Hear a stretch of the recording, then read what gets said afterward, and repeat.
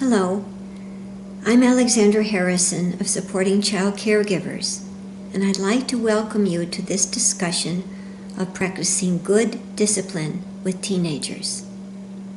As I've noticed in my other discussions about limit setting, most parents come to me with concerns about their child's behavior, and they want help in limit setting.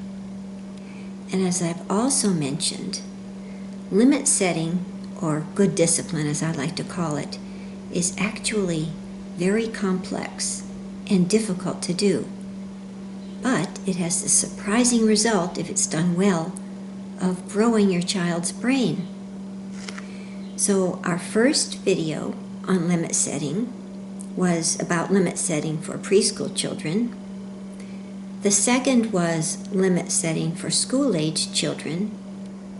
And now we're going to talk about limit setting with adolescents, which is a really interesting and challenging time because adolescents are going through such powerful changes and they're trying so hard to be independent, which of course makes the parental task of limit setting even more interesting and challenging. I'd like to remind you of my 3 general guidelines for limit setting. The first is to validate the child's feelings and help them get regulated. The second is to try to understand the meaning that the child makes of the situation. And the third is to find a response that includes containment and also the opportunity to learn. In other words, number 1, validate. Number 2, validate and regulate. Number 2, understand. And number 3, respond. Now, before I go through the guidelines in more detail, let me tell you a few words about adolescent brain development. That will explain partly the importance of good discipline during these years. The first time in life when the brain grows the most rapidly and changes the most is in the first 3 years of life. But the second time of life is in adolescence. And this means that it's a wonderful opportunity for positive change. Do you remember Dan Siegel's hand model of the brain?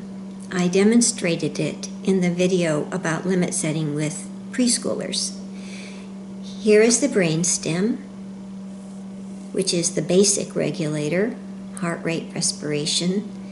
This is the emotion center of the brain, your thumb, which represents the limbic system. And then the latest to develop is the cerebral cortex, which is the thinking and the language part of the brain. And the prefrontal cortex is the part of the brain that is important in making good judgments and controlling impulses. So you can see why I'm focusing on this in our discussion of limit setting with teenagers. In adolescence, there is a selection process in the brain that's called pruning, in which nerve connections that aren't needed so much anymore are discarded. Some of the nerve connections that are created in that very rapid growing very early in life. Instead, the brain has begun to specialize, so it selects synapses, or those brain connections, that have to do with more mature activities, such as critical thinking, thinking more complex ways, and using good judgment and other skills that are needed for adult life. And during the time that the adolescent's brain is pruning, something else is happening.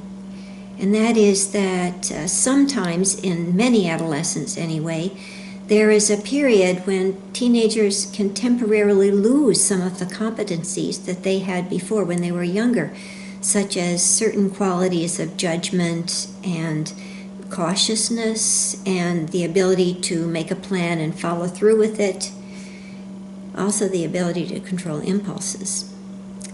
So adolescents can become obnoxious, withdrawn, risky, self-centered, argumentative, and generally difficult to live with. So let's go back to the guidelines. Guideline number 1, as I said, is validating the child's emotions. That's the first step in making the kind of connection with your child that you need to create a learning opportunity. But if the child has escalated to the point of being too out of control, then you have to help the child get regulated first before you let her know that you empathize with her feelings. Of course, helping an adolescent get regulated is very different from helping a younger child get regulated, but we'll get to that later.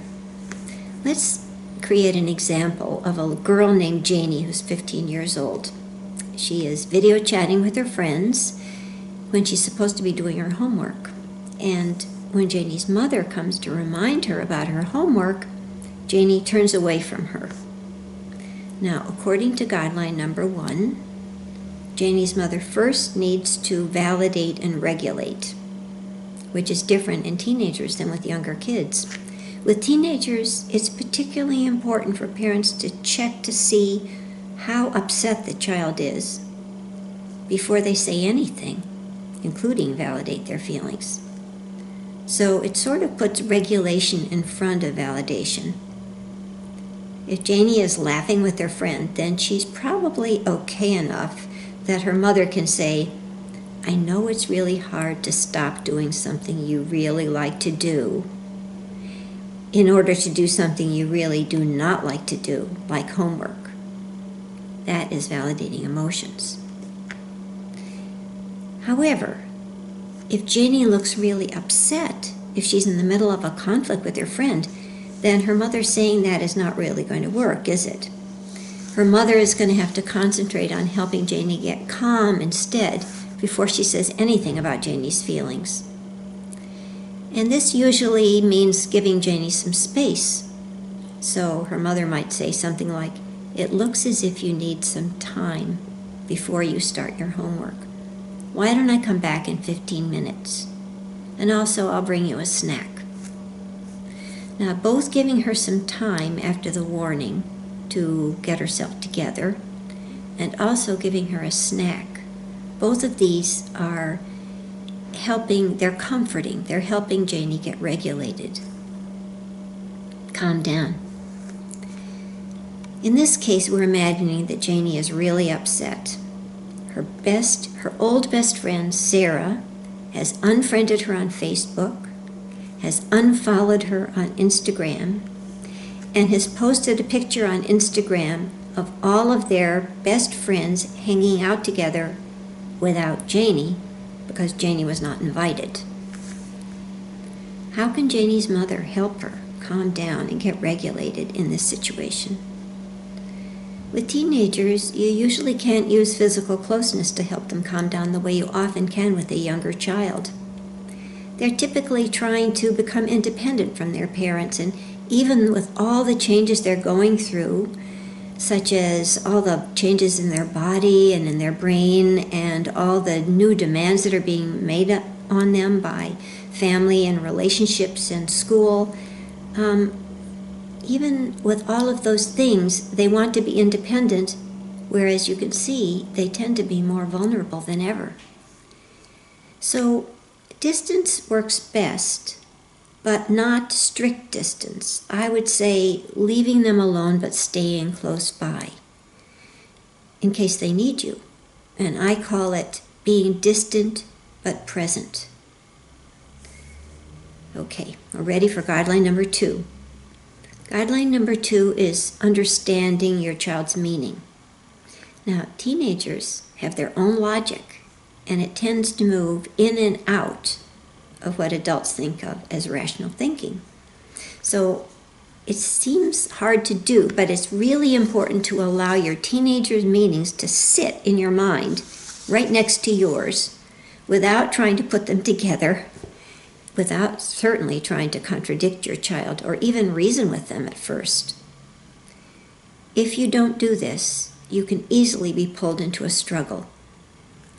Struggles are not good for anyone in a family. They're not good for parents, and they're not good for teenagers. Don't argue. Just accept the fact that the meaning your child has made has something of value in it, even though it doesn't make any sense to you.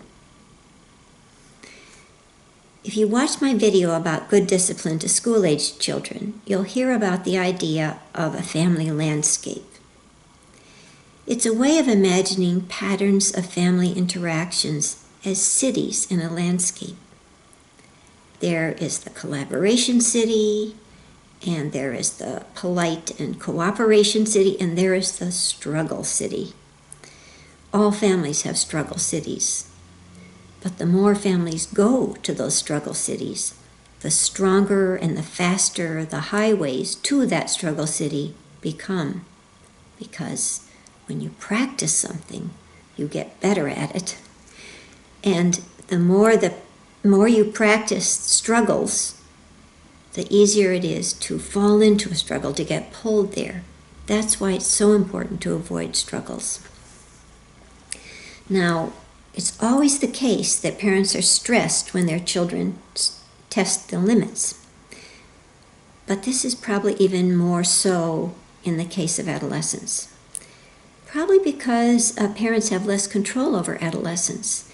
And also, teenagers are often risk-taking, and so parents have a much harder time keeping them safe.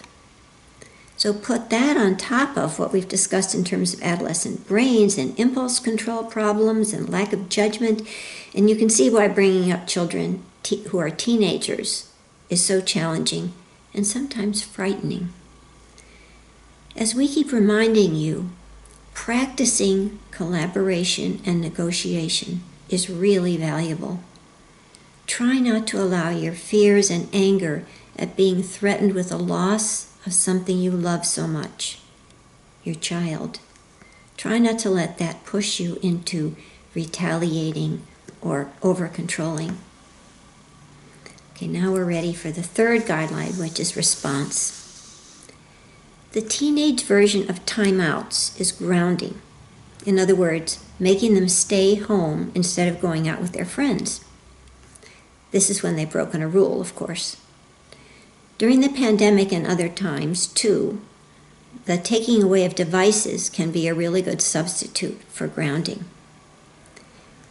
I do want to add a word of caution. Avoid the nuclear option. That means if you're going to use grounding as a punishment or a consequence, or if you're going to take away a device, don't make it for too long. A short grounding or loss of device can be very effective, and teenagers really need their friends. There's a very good book written in 1981 by two Harvard professors called Getting to Yes, Negotiating Agreement Without Giving In, a proven step-by-step strategy for coming to a mutually acceptable agreements in every sort of conflict. That sounds like a good book for parents. This book recommends deciding first on fixed positions and flexible positions. And then you can negotiate the flexible ones.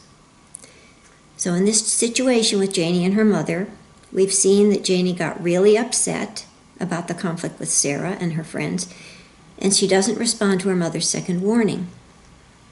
But later, when she's calmed down, she still hasn't done her homework, but she's calmed down enough to have a conversation with her mother, she and her mother can negotiate a solution. Her mother suggests that they both decide on their fixed positions and their flexible positions.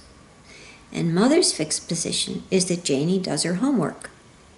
Luckily, it's a small assignment, and that is before she goes back to talking with her friends. And Janie's fixed position is that her mother let her deal with her friends in the way she thinks is right without interfering.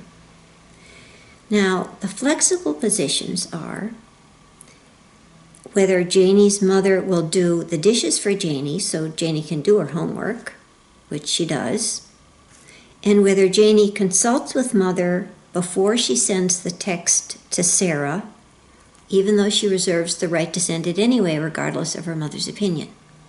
So you see how this works. What you will glean from this account is that it's the process of negotiation, much more than the content of what you negotiate, that is the most important. Remember that landscape, because it's the practice of negotiation, the getting to yes, that builds the infrastructure of the collaboration city, and that will grow Janie's brain, and it will also allow Janie's mother to get a good night's sleep. I want to thank you for joining us in this video. Please listen to us next week when we will be talking about using good discipline with co-parenting. If you want to hear more about brain development in adolescence and how you can use the process of negotiation described in the book Getting to Yes, listen to the podcast episode on good discipline with your teenager. You can find the podcast on our website, supportingchildcaregivers.org.